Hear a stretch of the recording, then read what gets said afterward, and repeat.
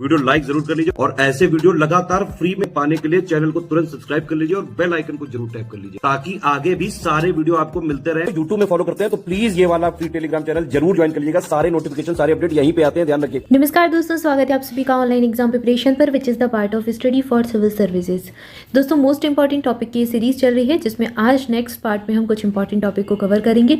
Last video में हमने प्रमाणन चिन्हों के बारे में जाना था, संकेतक जैसे कि इको मार्क, एक मार्क, इनके बारे में देखा। आज हम कुछ और टॉपिक को पढ़ेंगे।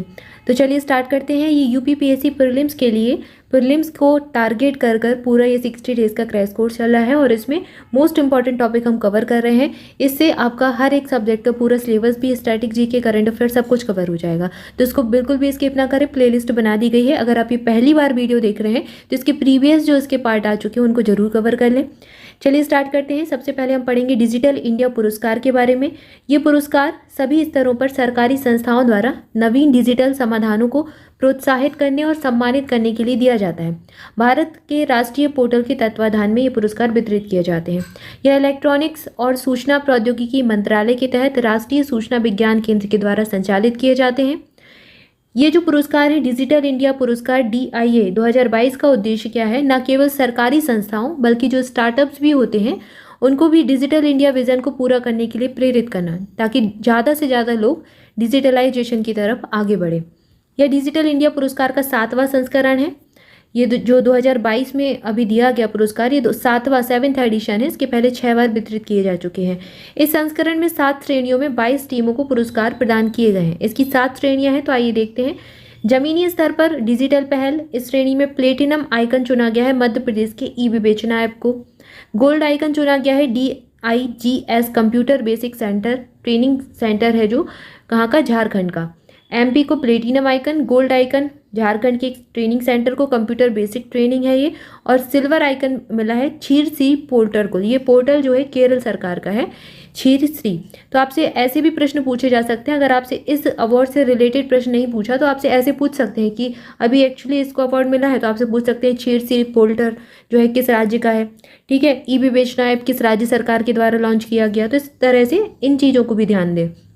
इसके बाद अगली कैटेगरी है, अगली श्रेणी है नागरिकों को डिजिटल सशक्तिकरण। तो नागरिकों का जो डिजिटल सशक्तिकरण है उसमें सार्वभौमिक रूप से सुलभ, कभी भी कहीं भी डिजिटल संसाधनों तक पहुंच और सहभागी शासन और डिजिटल साक्षरता में सहयोग को बढ़ावा देने से जीवन सुगमता में मदद मिलेगी। तो ये इसका उद्देश्य होता है। इसमें किस किस को पुरस्कार मिला है? प्लेटिनम आइकन चुना गया है ENAM, gold icon transport mission mode project, e transport का ये प्रोजेक्ट है एक, और सिल्वर आइकन चुना गया है जजमेंट सर्च पोर्टल को। तो ये जो पोर्टल हैं जिनको इस श्रेणी में पुरस्कार मिले हैं। इसके बाद अगली श्रेणी है व्यापार करने में सुगमता के लिए डिजिटल पहल। व्यावसायिक गतिविधियों की स्थापना, संचालन में समय, लागत और प्रयासों को कम करके महत्वपूर्ण प्रभाव पैदा करने वाली डिजिटल पहल, सिंगल विंडो क्लियरेंस सिस्टम आदि, इनको ये पुरस्कार दिए जाते हैं इस श्रेणी में। अब इसमें प्लेटिनम आइकन चुना गया है माइन मित्र को, जो कि उत्तर प्रदेश का है। अब उत्तर प्रदेश का है इसलिए उत्तर प्रदेश के दृष्टिकोण से उत्तर प्रदेश की सभी परीक्षाओं के लिए महत्वपूर्ण हो जाएगा। इसके बाद गोल्ड आइकन इसी श्रेणी में ई आबकारी को मिला है, उड़ीसा राज्य सरकार के। सिल्वर आइकन मिला है इन्वेस्ट पंजाब को। क्लियर है। इसके बाद अगली श्रेणी की तरफ आगे बढ़ते हैं। अगली श्रेणी आप देख रहे हैं सार्वजनिक डिजिटल प्लेटफॉर्म। इसमें प्लेटिनम आइकन चुना गया है पश्चिम बंगाल की दुआरे सरकार को, और गोल्ड आइकन चुना गया है ई सर्विसेज मणिपुर को, ठीक है। इसमें सिल्वर आइकन नहीं है, 2 ही जो है पुरस्कार दिए गए हैं। केंद्रीय मंत्रालय विभाग में platinum icon ice gate portal को चुना गया है और गोल्ड आइकन ई श्रम पोर्टल को चुना गया है। तो ये दोनों जो है केंद्रीय मंत्रालय विभाग के अंतर्गत इनको पुरस्कार दिया गया है। डेटा साझा करने और सामाजिक आर्थिक विकास के लिए उपयोग करने वाली श्रेणी जो है उसमें 3 पुरस्कार किस किस को मिले हैं? Platinum icon smart cities mission को मिला है, गोल्ड आइकन चुना गया है केंद्रीय माध्यमिक शिक्षा बोर्ड CBSE को, और सिल्वर आइकन चुना गया है कर्नाटक के सेंटर फॉर ई गवर्नेंस को। तो ये डेटा साझा करने की श्रेणी में मिला है। दिशा निर्देशों का पालन करने वाली सर्वश्रेष्ठ वेब और मोबाइल पहल, इसमें किसको पुरस्कार मिला है? प्लेटिनम आइकन बिलासपुर की जिले की वेबसाइट छत्तीसगढ़, और गोल्ड आइकन कोट्टायम जिले की वेबसाइट केरल। कोट्टायम कहाँ पर है जिला? केरल में है। बिलासपुर जिला कहाँ है? छत्तीसगढ़ में है। इसके अलावा सिल्वर आइकन जो चुना गया है ये central institute of petrochemical engineering and technology की वेबसाइट को सिल्वर आइकन में चुना गया है। तो ये याद रखें, छत्तीसगढ़ बिलासपुर जिले की वेबसाइट प्लैटिनम, गोल्ड, उसके बाद सेकंड नंबर पर जो पुरस्कार है कोटायम जिले को, थर्ड पुरस्कार सिल्वर आइकन, ये मिला है किसको? Central institute of petrochemical engineering and technology की वेबसाइट को। तो इस प्रकार से ये हमने सभी पुरस्कार जो है देख लिए डिजिटल श्रेणी में। डिजिटल पुरस्कार जो वर्ष 2022 के मिले हैं, 7वां एडिशन था, उसमें 7 श्रेणियां होती हैं और 7 श्रेणी में 22 टीमों को पुरस्कार दिए गए हैं। तो सबको हमने कवर कर लिया। इसके बाद हम नोबेल प्राइज के बारे में पढ़ेंगे। नोबेल पुरस्कार के बारे में थोड़ी सी जानकारी देखते हैं। स्वीडिश आविष्कार है ये। आविष्कारक और उद्योगपति अल्फ्रेड नोबेल की याद में ये पुरस्कार वितरित किए जाते हैं। प्रतिवर्ष ये पुरस्कार वितरित किए जाते हैं। ठीक है, स्वीडिश आविष्कारक और उद्योगपति अल्फ्रेड नोबेल द्वारा दी गई निधि से ये प्रतिवर्ष प्रदान किए जाते हैं पुरस्कार।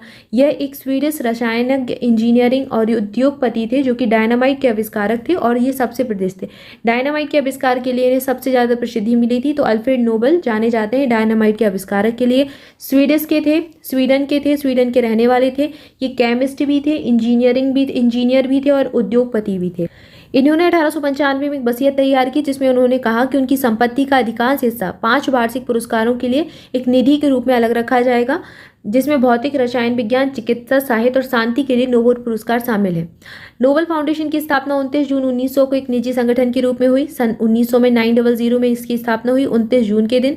इसका कार्य नोबेल पुरस्कारों के वित्त और प्रशासन का प्रबंधन करना है। नोबेल की इच्छा के अनुसार फाउंडेशन का प्राथमिक कार्य नोबेल की बची संपत्ति का प्रबंधन करना है। तो ये फाउंडेशन इसकी जो संपत्ति है उसका मैनेजमेंट देखती है।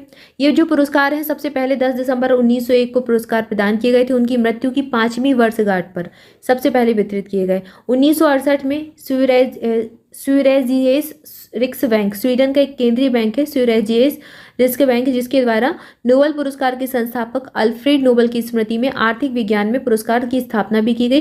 तो 1968 से अर्थव्यवस्था या फिर अर्थशास्त्र के लिए भी पुरस्कार प्रदान किया जाने लगा।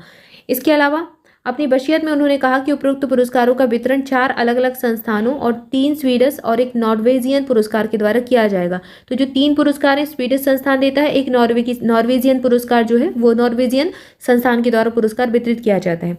स्कॉट होम से royal Swedish academy of sciences द्वारा भौतिकी, रसायन विज्ञान और अर्थशास्त्र के लिए पुरस्कार प्रदान किए जाते हैं। और इसके अलावा एक कॉलरेंस का संस्थान है जो कि मेडिसिन या औषधि का पुरस्कार प्रदान करती है। स्वीडिश अकादमी साहित्य के लिए पुरस्कार देती है और ओस्लो स्थित नॉर्वेजियन जो संस्था है नोबेल समिति इस शांति के लिए पुरस्कार प्रदान करती है। तो ये अलग अलग संस्थाएं हैं जो ये पुरस्कार अलग अलग क्षेत्र में प्रदान करती हैं। शांति पुरस्कार को छोड़कर अन्य पुरस्कार केवल व्यक्तियों को दिया जा सकता है, जबकि शांति पुरस्कार किसी संस्था को भी दिया जा सकता है। तो जो शांति के क्षेत्र का नोबेल है वो किसी संस्था को भी मिल सकता है। किसी भी व्यक्ति को मरणोपरांत यह पुरस्कार नहीं दिया जा सकता, किंतु पुरस्कार प्राप्त करने से पहले मरने वाले विजेता को मरणोपरांत पुरस्कार से सम्मानित अवश्य किया जा सकता है। यानी कि पुरस्कार की जो घोषणा है वो हो जाती है तो उसको व्यक्ति को पुरस्कार दिया जा सकता है, लेकिन किसी मरे हुए व्यक्ति को उसकी उपलब्धियों के लिए पुरस्कार प्रदान नहीं किया जा सकता। एक नोबेल पुरस्कार या तो एक व्यक्ति या फिर 2 व्यक्ति या फिर 3 व्यक्तियों द्वारा साझा किया जा सकता है। तो यह मिनिमम एक व्यक्ति को देते हैं और मैक्सिमम 3 व्यक्तियों तक दिया जा सकता है। भौतिक, रसायन विज्ञान, चिकित्सा, साहित्य और अर्थशास्त्र के पुरस्कारों की समारोह प्रस्तुति स्कॉट होम में और शांति के पुरस्कार के लिए ओस्लो में 10 दिसंबर को आयोजित की जाती है। तो शांति का पुरस्कार नॉर्वेजियन संस्था देती है तो इसका आयोजन ओस्लो में होता है। बाकी सभी पुरस्कार स्कॉट होम में आयोजित किए जाते हैं।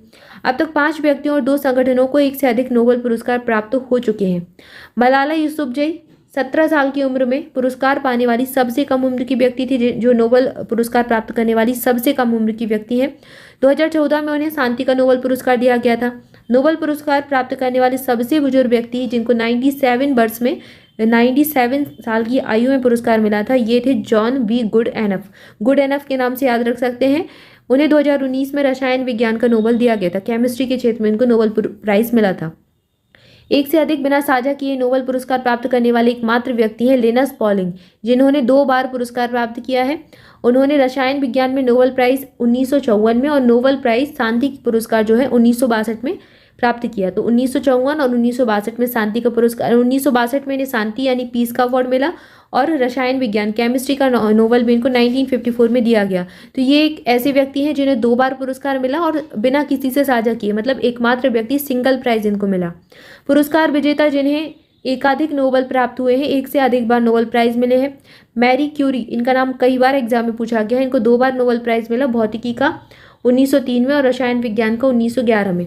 रेड क्रॉस की अंतर्राष्ट्रीय समिति को 3 बार नोबेल प्राइज मिला, 1917, 44 और 1963 में। लिनस पॉलिंग को 2 बार नोबेल प्राइज मिला, रसायन विज्ञान में 54 में और नोबेल प्राइज शांति में मिला 1962 में। जॉन बार्डीन को भौतिकी में 1956 और 72 में 2 बार प्राइज मिला। फ्रेडरिक सेंगर को रसायन विज्ञान में 2 बार मिला, 1958 में और 1980 में। शरणार्थियों के लिए संयुक्त राष्ट्र के उच्चायुक्त की शांति के लिए 2 बार नोबेल प्राइज इन्होंने लिया, 1954 में और 81 में। कार्ल बेरी शार्पलेस, इनको रसायन विज्ञान में 2 बार नोबेल प्राइज मिला, 2001 में और 2022 में। तो ये वो व्यक्ति थे जिनको एक से अधिक बार नोबेल प्राइज मिला। ये आपसे पूछ सकते हैं चुनने के लिए कि निम्नलिखित दिए गए ऑप्शंस में से कौन सा ऐसा व्यक्ति है जिन्हें एक बार नोबेल प्राइज मिला या फिर 2 से अधिक बार नोबेल प्राइज मिले। इस प्रकार से प्रश्न पूछ सकते हैं। इसके अलावा मरणोपरांत नोबेल पुरस्कार प्राप्त करने वाले विजेता कौन है? एरिक एक्सेल कार्लफेल्ड को साहित्य में नोबेल पुरस्कार मिला 1931 में। डैग हैमरस्कॉल्ड को नोबेल प्राइज मिला 1961 में और रॉल्फ एम स्टैनमेंट को फिजियोलॉजी में 2011 में नोबेल प्राइज मिला था। नोबेल पुरस्कार हैं उनको प्राप्त करने वाले विवाहित जोड़े कौन है? तो नोबेल प्राइज जो विवाहित जोड़ों को मिला वो है मैरी क्यूरी और पियरे क्यूरी। ये दोनों पति पत्नी। इनको हेनरी बैकरेल के साथ भौतिकी का नोबेल प्राइज मिला था 1903 में। इरेने जोलियोट क्यूरी और फ्रेडरिक जूलियट को रसायन विज्ञान का 1935 में मिला। गर्टी कोरी और कार्ल कोरी, इनको चिकित्सा यानी मेडिसिन का नोबेल प्राइज 1947 में मिला था। इसके अलावा गुरनार मेंडल को अर्थशास्त्र विज्ञान 1974 में नोबेल प्राइज मिला और अरवा जो मेंडल इनकी पत्नी है इनको नोबेल प्राइज मिला 1982 में शांति का। मे ब्रिट मोजर, एडवर्ड आई मोजर, इन दोनों को मेडिसिन में मिला 2014 में। एस्थर डफ्लो और अभिजीत बनर्जी माइकल क्रेमर के साथ इन्होंने अर्थशास्त्र में नोबेल प्राइज जो है इनको मिला था। इसके अलावा आप पढ़ेंगे भारतीय नोबेल पुरस्कार विजेता जो ऐसे इंडियंस जिनको नोबेल प्राइज मिला है इनके बारे में जानते हैं। तो रविन्द्रनाथ टैगोर, इनका नाम कई बार एग्जाम में पूछा गया है। 1913 में इनको नोबेल प्राइज मिला था साहित्य के क्षेत्र में। भारतीयों में सबका याद रखना है और आपको सन भी याद रखनी है, किसको किस सन में मिला, किस क्षेत्र में मिला, ये अक्सर एग्जाम में पूछे जाते हैं। तो रविन्द्रनाथ टैगोर पहले व्यक्ति 1913 में साहित्य का। सीवी रमन भौतिकी के क्षेत्र में 1930 में इन्होंने रमन प्रभाव की खोज की थी। हरगोविंद खुराना को मेडिसिन में मिला था फिजियोलॉजी 1968 में। मदर टेरेसा को 1979 में शांति के क्षेत्र में मिला। सुब्रमण्यम चंद्रशेखर 1983 में भौतिकी के लिए मिला। अमर्त्य सेन को 1998 में आर्थिक विज्ञान के लिए मिला और वेंकट रमन रामकृष्णन को 2009 में रसायन विज्ञान के लिए दिया गया। कैलाश सत्यार्थी को 2014 में शांति के क्षेत्र में मिला और इसके बाद 9 व्यक्ति थे जिनको नोबेल प्राइज मिला अर्थशास्त्र में आर्थिक विज्ञान के क्षेत्र में 2019 में अभिजीत बनर्जी को। तो ये पूरे 9 व्यक्ति हैं जिनको पुरस्कार दिया गया। अभी तक 11 भारतीय जिनमें 4 भारतीय नागरिक और 7 भारतीय मूल के थे उन्होंने यह पुरस्कार जीता। 1913 में रविन्द्रनाथ टैगोर इस पुरस्कार से सम्मानित होने वाले पहले नागरिक बने, पहले भारतीय नागरिक बने और साथ ही साथ इससे सम्मानित होने वाले पहले एशियाई व्यक्ति भी थे। उपरोक्त पुरस्कारों की प्राप्तकर्ता की जो सूची है इसमें मदर टेरेसा एकमात्र भारतीय महिला है।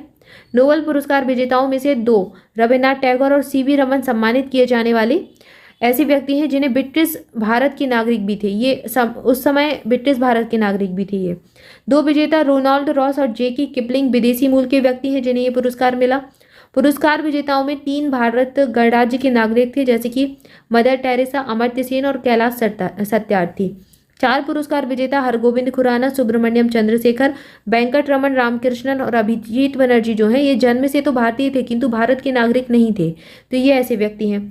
तो यहाँ पर हमने अभी तक नोबेल प्राइज से संबंधित जो महत्वपूर्ण तथ्य हो सकते हैं उनको कवर किया। स्टैटिक जीके का जो पार्ट था।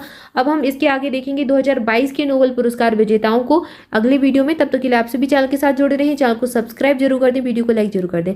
मस्त रहें, मुस्कुराते रहें, पढ़ाई करते रहें। Thank you for watching this video. मिलेंगे नेक्स्ट वीडियो में। Thank you so much.